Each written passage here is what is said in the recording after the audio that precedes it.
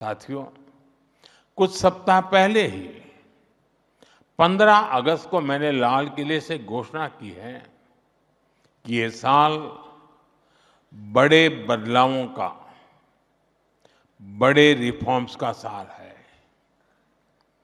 हम रिफॉर्म्स की गति बढ़ा रहे हैं और इसलिए हमारी इंडस्ट्री का, हमारे इनोवेटर्स का दायित्व भी बढ़ रहा है और इसमें बहुत बड़ी भूमिका हमारे स्टार्टअप्स की है। हमारे यंग इनोवेटर्स भी हैं। अपनी स्पीड से, अपनी रिस्क टेकिंग एबिलिटी से स्टार्टअप्स नए रास्ते, नए अवसर बना रहे हैं और इसलिए मुझे देखकर खुशी है कि आईएमसी ने भी इस साल 500 से ज्यादा स्टार्टअप्स को बुलाकर उन्हें इन्वेस्टर्स और ग्लोबल मेंटर्स के साथ जुड़ने का मौका दिया है। साथियों, इस सेक्टर की ग्रोथ में हमारे एस्टैब्लिश्ड प्लेयर्स का रोल लगातार बढ़ रहा है।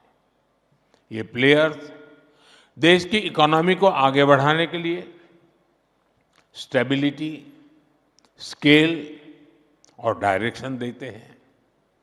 उनके पास रिसर्च और डेवलपमेंट की कैपेबिलिटीज हैं और इसलिए हमें स्टार्टअप की स्पीड और एस्टैब्लिश्ड प्लेयर्स की स्केल दोनों से पावर मिलेगी। आज पूरा विश्व भारत के पोटेंशियल को रिकॉग्नाइज कर रहा है। दुनिया का दूसरा सबसे बड़ा टेलीकॉम मार्केट हमारे पास है। दूसरा सबसे बड़ा 5G मार्केट यहां है और मार्केट के साथ ही हमारे पास मैन पावर भी है, मोबिलिटी भी है और माइंडसेट भी है। और जब मैन पावर की बात आती है तो भारत में स्केल और स्किल दोनों एक साथ दिखाई देते हैं। आज भारत दुनिया की सबसे बड़ी युवा आबादी का देश है और ये जनरेशन बहुत बड़े लेवल पर स्किल बनाई जा रही है। भारत आज दुनिया में सबसे तेजी से बढ़ती डेवलपर पॉपुलेशन वाला देश है। साथियों, आज भारत में 1 GB वायरलेस डेटा की कीमत 1 कप चाय के दाम से भी कम है।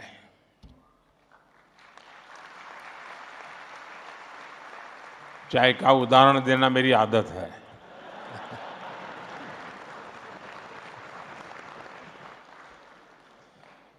पर यूजर डेटा कंजम्पशन में हम दुनिया के अग्रिम देशों में आते हैं।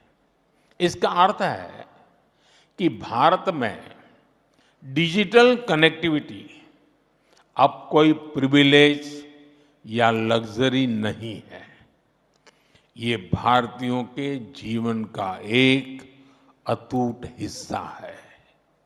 साथियों, इंडस्ट्री और इन्वेस्टमेंट को बढ़ाने के माइंडसेट में भी भारत सबसे आगे दिखता है। भारत का डेमोक्रेटिक सेटअप, सरकार की वेलकमिंग अप्रोच और ईज ऑफ डूइंग बिजनेस की पॉलिसीज, इनसे भारत की पहचान एक इन्वेस्टर फ्रेंडली डेस्टिनेशन के रूप में बनी है। डिजिटल पब्लिक इंफ्रास्ट्रक्चर में हमारी सक्सेस इस बात का प्रमाण है कि सरकार डिजिटल फर्स्ट माइंडसेट से किस तरह से जुड़ी हुई है। इसलिए मैं पूरे विश्वास से कहता हूं, this is the best time to invest, innovate and make in India.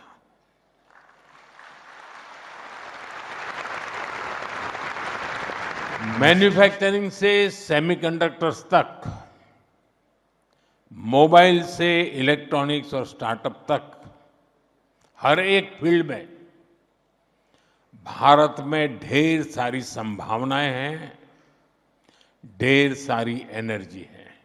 10 सालों में भारत की टेक्नोलॉजी रिवॉल्यूशन बहुत तेजी से आगे बढ़ी है और स्पीड और स्केल को मैच करने के लिए बहुत लंबे समय से एक मजबूत लीगल और मॉडर्न पॉलिसी फाउंडेशन की जरूरत महसूस हो रही थी।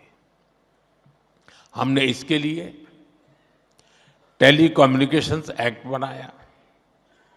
इस कानून ने द इंडियन टेलीग्राफ एक्ट और the Indian wireless telegraph act, उन दोनों को रिप्लेस किया। ये कानून तब के थे जब यहां बैठे हम आप जैसे किसी व्यक्ति का जन्म भी नहीं हुआ था और इसलिए पॉलिसी लेवल पर जरूरत थी कि हम 21वीं सदी की अप्रोच के हिसाब से एक नई व्यवस्था बनाए और हमने वही किया है। ये नया कानून रेगुलेटर नहीं बल्कि एक फैसिलिटेटर की तरह काम करता है। अब अप्रूवल्स आसान हुए हैं, राइट ऑफ वे परमिशन जल्दी मिलती है, इसका परिणाम भी दिख रहा है। फाइबर और टावर नेटवर्क का विस्तार तेजी से हो रहा है। इससे ईज ऑफ डूइंग बिजनेस बढ़ी है, इन्वेस्टमेंट को एनकरेज किया जा रहा है और उद्योगों को लॉन्ग टर्म प्लानिंग में सुविधा हुई है। साथियों, आज हम देश में साइबर सिक्योरिटी को भी उतनी ही प्राथमिकता दे रहे हैं।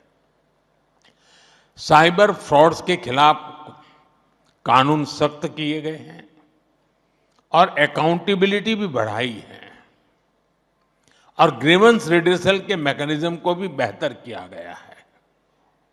इंडस्ट्री और कंज्यूमर्स दोनों को इसका बहुत बड़ा लाभ मिल रहा है।